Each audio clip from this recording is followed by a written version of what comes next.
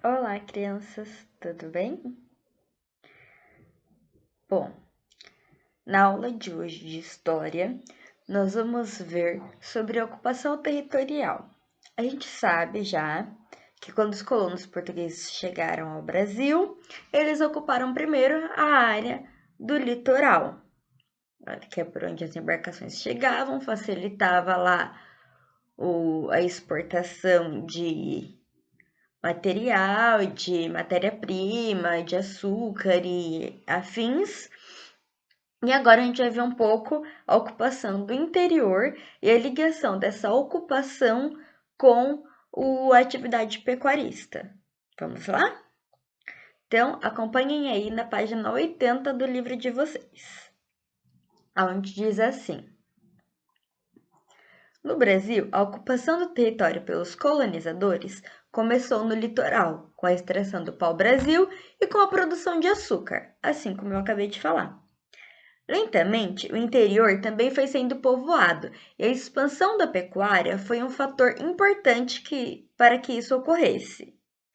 O gado bovino, ou seja, os bois, eram utilizados para transportar a cana até o engenho e para mover a moenda, equipamento que moía a cana.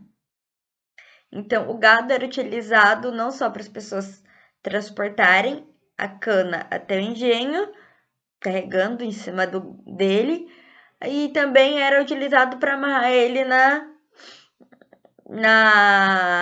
moenda, para poder o movimento do gado fazer a moenda girar e ajudar a moer a cana para fazer o açúcar. Além, é claro, da carne e do leite, que serviam de alimento para a população local. Com o couro, fabricavam-se roupas e outros objetos utilizados no cotidiano. Como os bois eram criados próximos aos engenhos, frequentemente o gado entrava nos canaviais para se alimentar e destruía as plantações de cana. A gente já até comentou sobre isso, né? De como que os bois foram tirados de lá de perto da plantação de cana e levados para outro lugar. Então, olha lá, por isso, em 1701, o governo português criou uma lei que proibia a criação de gado perto do litoral. Então, não é que as pessoas foram boazinhas e tiraram o gado de lá e levaram para uma fazenda pecuarista por livre e espontânea vontade, porque eram bonzinhos. Não. O que aconteceu? Em 1701, o governo teve que criar uma lei para que esses gados não pudessem mais ficar ali. Então, criando essa lei, o gado sendo proibido de ficar naquele local, os donos tiveram que levá-los para outra localidade, certo? Os criadores de gado levaram os animais para lugares mais distantes dos engenhos, em direção ao interior. Com o tempo, foram abertos campos de pastagem para que os rebanhos se alimentassem, formando então as fazendas de gado. O Vale do Rio São Francisco foi uma área ocupada por muitas dessas fazendas. Então, aqui embaixo, a gente tem aqui, olha, uma imagem, uma ilustração retratando um vaqueiro acompanhando os gados para tirar eles de perto da fazenda de açúcar e levá-los até o interior.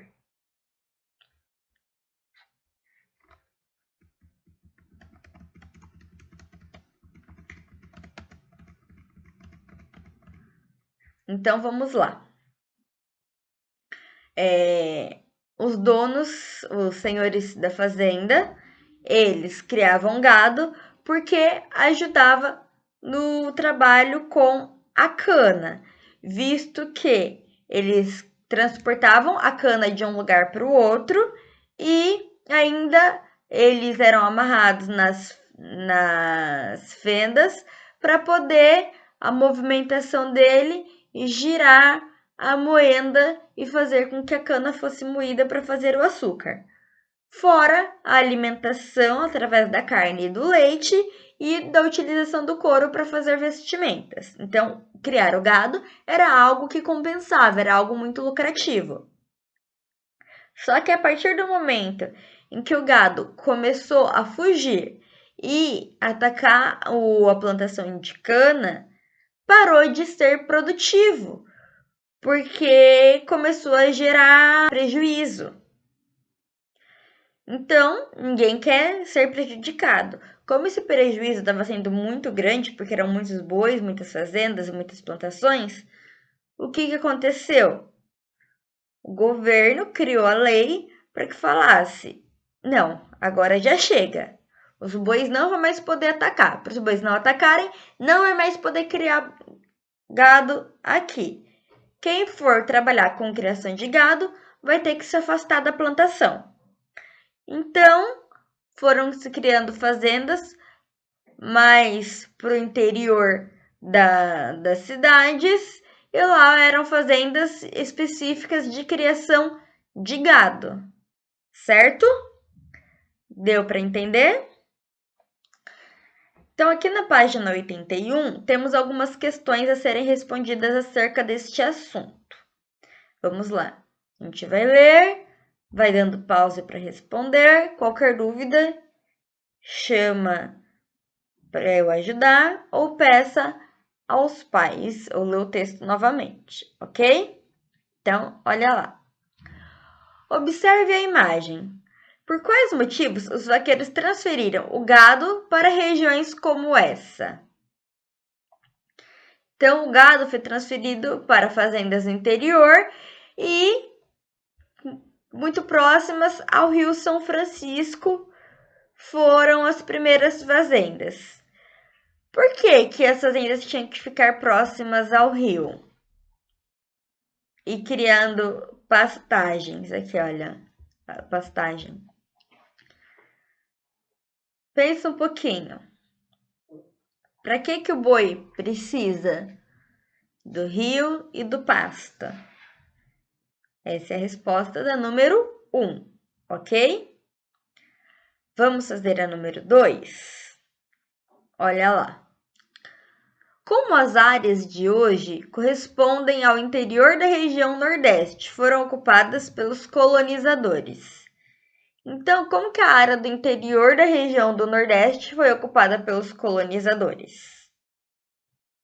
Por que tipo de colonizador que ocupou o interior? Pessoas que eram interessadas no quê? Escreve na número 2, tá? Vamos para a questão número 3. Em que situações o gado bovino era utilizado?